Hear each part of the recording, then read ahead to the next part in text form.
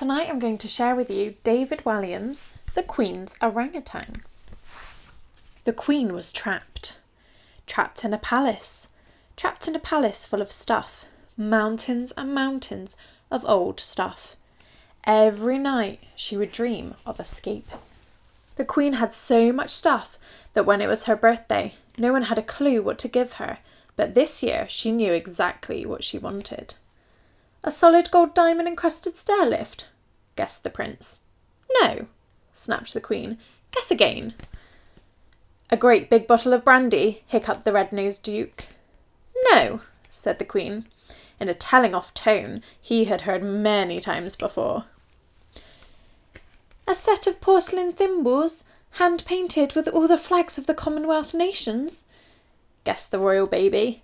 No, replied the Queen. Well, what then? For one's birthday, one would very much like, announced the Queen, one's own orangutan. A shocked silence descended before the Duke raged, You want a giant monkey? Orangutans are not monkeys, they are apes, corrected the Queen.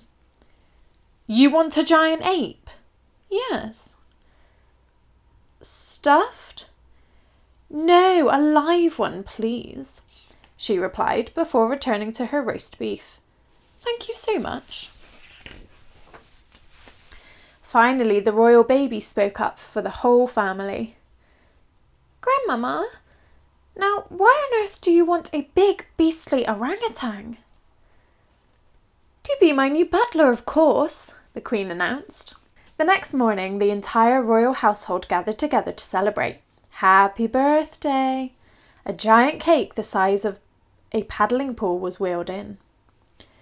Next, the huge oak doors swung open to reveal an orangutan. The great ape lolloped in, clambering up the silk curtains before leaping onto a swinging chandelier. Finally, the orangutan let go and dived into the cake with a giant plop. The Queen smiled to herself. This was turning out to be her best birthday ever. Later, it was time for the Prime Minister's weekly visit to Buckingham Palace. Secretly, the Queen thought the man was an awful bore. He prattled on and on about himself all day. I'm sure to go down in history, he prattled. Tea, Prime Minister? Interrupted the Queen. As the greatest leader this country has ever seen, you know. On and on he prattled as the Queen's new butler wheeled in the tea trolley. The orangutan then proceeded to slurp some tea from the pot, before emptying it over the Prime Minister's head. Milk and 2 sugars, isn't it? Said the Queen. That afternoon, Her Majesty was having her portrait painted for the 1000th bum-numbing time. May I say how majestical Your Majesty looks on this most glorious of days, your royal birthday, creeped the royal portrait painter. He was the creepiest creep in a long history of creepiness. But this particular afternoon, Her Majesty requested some paint, brushes and a canvas be set out for her new butler too. After a while, the Queen stood up to examine the 2 paintings. Oh yes, one's orangutan has captured one perfectly. Let's hang this one in the grand banquet hall. Yours shall be put in the dark and distant downstairs loo.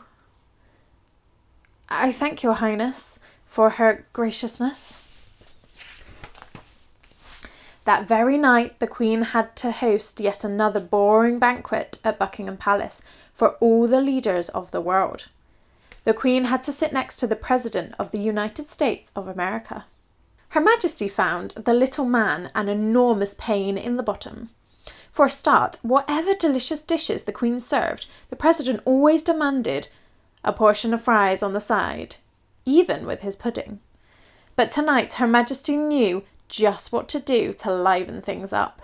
She arranged for her new butler to join them in the after-dinner entertainment. dancing with the Royal Ballet Company.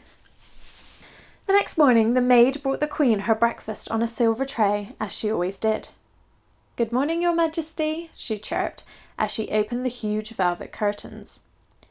Except it wasn't the Queen in the bed. "Oh no! Ah!" screamed the maid. It was the orangutan.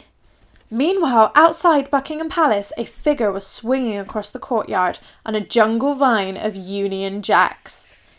It was the Queen! "Stop her!" But the bearskin guards could not do a thing. The Queen was free. All the Queen left behind was a letter.